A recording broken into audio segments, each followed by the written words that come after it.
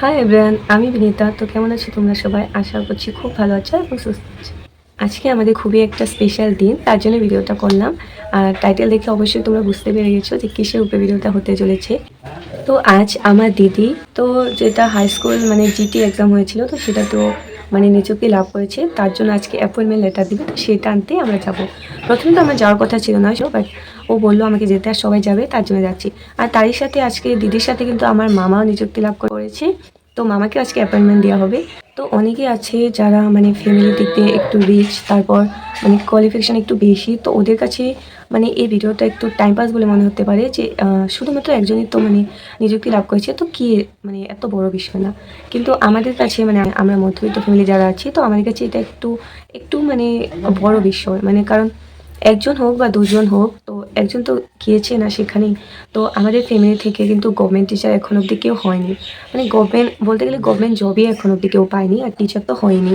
তার জন্য দিদি একটা মেয়ে হয়ে ও মানে ফার্স্ট গভর্নমেন্ট টিচার হলো, তাও আবার হাই স্কুল টিচার। তো সেটা নিয়েই আমরা একটু মানে বেশি খুশি। আর ছোটো থেকে ওর মানে একটা মানে ড্রিম ছিল, হাই স্কুল টিচার একটা ড্রিম ছিল। আর না হলে এলপিএমই তো আছে, বাট মানে হাই স্কুলটাও একটু বেশি পছন্দ করতো।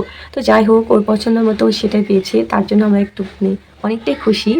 আর আমি বলতে পারবো না আমরা কতটুকু খুশি হয়েছি, মানে অনেকটাই খুশি হয়েছি। তো তার জন্য ভাবলাম যে অ্যাপয়েন্টমেন্ট লেটার মানে আজকে তো হাতে দেবে না, শুধু কজনকে দেবে। বাট মানে সেখানে গুয়াহাটি খানাপাড়াতে দেখেছে, তো সেখানে অনুষ্ঠান আছে, তার জন্য ভাবছি যে আমরা সবাই যাবো।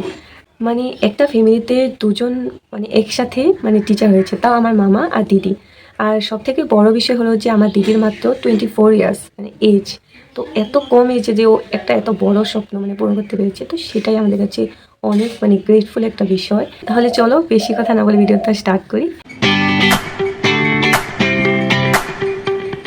তোমরা তো দেখতেই পাচ্ছ রাস্তাতে কি পরিমাণে ভিড়, আমরা মানে ঠোকার সময় দেখতে পেলাম। আর এতই ভিড় ছিল যে গাড়ি দিয়ে আমরা আসতে পারলাম না, গাড়ি থেকে নেমে আমাদেরকে হেঁটে হেঁটে অল্প একটু আসতে হলো। এখানে পার্কিং এর জায়গাটা দেখলেই তোমরা জাস্ট মানে বুঝতে পারবে যে কিরকম ভিড় ছিল।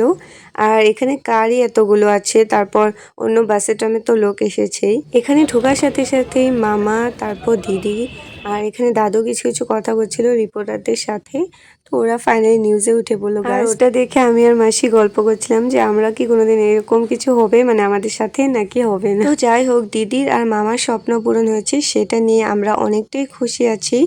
আর ওরা নিজের স্বপ্নের সাথে সাথে মা বাবার স্বপ্ন প্লাস আমাদের স্বপ্নগুলো তো পূরণ করতে পারবে। আমরা দাঁড়িয়ে ছিলাম লেফট সাইডে, বাট রাইট সাইডে আর মিডিলে এত লোক ছিল, বাট সেদিকে তো গিয়ে আর ভিডিও করা হয়নি।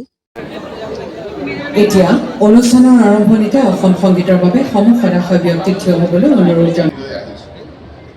বহু সময়ত বহুতে আমাক লাগিছে আজিৰ পৰা মোবাইলত হোৱাটছআপ আহিবনে নাহে, আৰু আজিৰ পৰা নাহে, আকৌ দৰমহা নাপালে আহিব নেকি।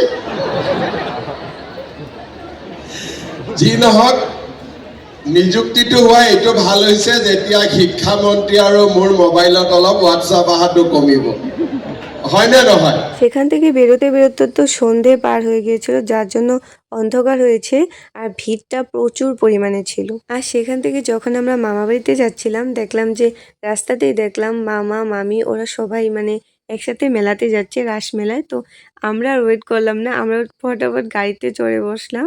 আর ভাই দেখো কিভাবে পোজ দিচ্ছে, কি সুন্দর।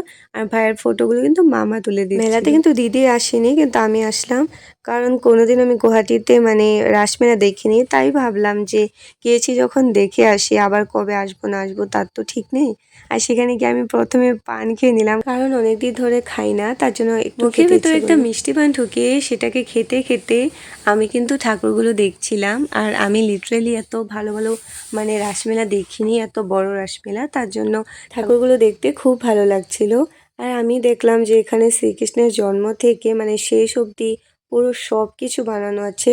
আর তার সাথে শিব পার্বতী, তারপর লক্ষ্মী ঠাকুর, আর আরও অনেক কিছু কিছু ছিল, কিন্তু সেগুলোর নামগুলো দেখা হয়নি, কারণ খুবই তাড়াতাড়ি করে দেখতে হয়েছে। সেখানে এত ভিড় ছিল যে বেশি সময় দাঁড়িয়ে থাকা তো যাবেই না।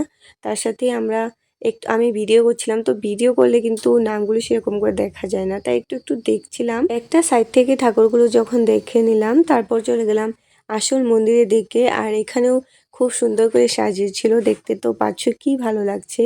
তো তারপর ভাই সেখান থেকে প্রসাদ নিয়ে আসলো, তো আমরা প্রসাদ খেয়ে নিলাম। আর তারপর শুরু করলাম অন্য একটা সাইডে ঠাকুরগুলো দেখতে।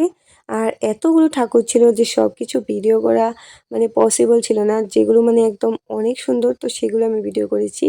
আর মাঝখানে তো আমি ভিডিও অন করতেই ভুলে গিয়েছিলাম, মানে এমনি জাস্ট মোবাইলটা নিয়ে নিয়ে যাচ্ছিলাম। তারপর মাসি বলছে তুই না ভিডিও অন করিসনি। শুধু ঘোরাঘুরি করলে যেহেতু চলবে না, তার জন্য একটু পেট পূজা করতে চলে গেলাম। আর এখানে ভেজ চাউমিনের দাম ছিল 70 টাকা হাফ প্লেট। ভাই, তো হয়তো এটাই গুয়াহাটির রিয়েলিটি, এটা ভেবেই আমরা খেয়ে নিলাম, কারণ না খেয়ে তো আসবো না। তো খেয়ে দিয়ে আরো একটু মেলা দেখলাম। বাই দ্য ওয়ে, আমি কিন্তু আজ নিজেকে নিয়ে অনেক গর্ববোধ করছি, জানো কেন? কারণ আজকে আমি ভাবছিলাম যে আমার এত এনার্জি কোথা থেকে আসলো শরীরে, মানে আমি এত ঘুরছি তাও আমার কিছু মানে কোনো শরীর খারাপই লাগছে না। প্রথমে চলে গেলাম বালাজি টেম্পলে, সেখান থেকে গুয়াহাটি খানাপাড়া যেখানে অ্যাপয়েন্টমেন্ট দিয়েছিল, তো সেখানে থাকলাম সন্ধে পার করে।